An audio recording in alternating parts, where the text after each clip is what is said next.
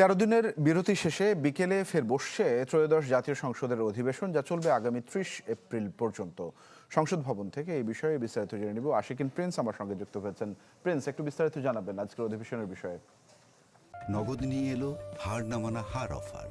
সর্বনিম্ন 10,000 টাকা রেমিটেন্স নগদে পাঠালে থাকছে স্বর্ণের হার জেতার সুযোগ।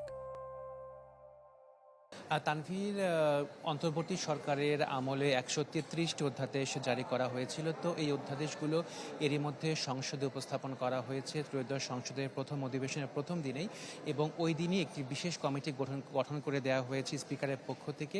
আসলে কোন কোন অধ্যাদেশ গ্রহণ করা হবে বা যাচাই বাছাই করে একটি রিপোর্ট প্রদান করার জন্য এরই মধ্যে বিশেষ কমিটির 2 দফা বৈঠক অনুষ্ঠিত হয়েছে। আজকে রাত 8টার সময় তৃতীয় দফায় আরেকটি বৈঠক হওয়ার কথা রয়েছে।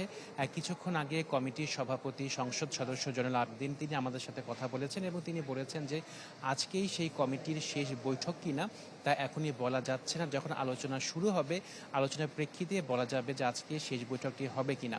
তো একটি গুরুত্বপূর্ণ বিষয় তিনি জানিয়েছেন যে 133টি অধ্যাদেশের মধ্যে 24টি ছাড়া অন্যগুলোতে ঐকমত্য তারা পৌঁছাতে পেরেছেন, চূড়ান্ত সিদ্ধান্ত নিয়েছেন। তবে 24টি অধ্যাদেশের বিষয়ে এখনো আলাপ আলোচনা দরকার আছে বলে তিনি জানিয়েছেন। সেগুলোই আজকে আলাপ আলোচনা হবে রাত 8টার সময়।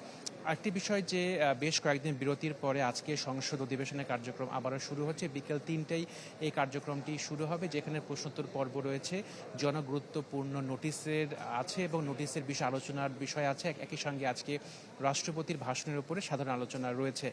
এর আগে আজকে সকাল 11টার সময় বিরোধী দলীয় সংসদ সদস্যরা একটি বৈঠকে বসেছেন। তারা সিদ্ধান্ত নিচ্ছেন যে আজকে তাদের অবস্থানটি কী হবে। একই সাথে দুপুর 1:30 সরকার দলীয় সংসদ সদস্য যারা রয়েছেন তারাও বসবেন, সেখানে তারা সিদ্ধান্ত নেবেন যে আজকে তাদের অবস্থানটি কী হবে সংসদে। তো এই হচ্ছে সর্বশেষ তথ্য আমার কাছে জাতীয় সংসদ ভবন থেকে।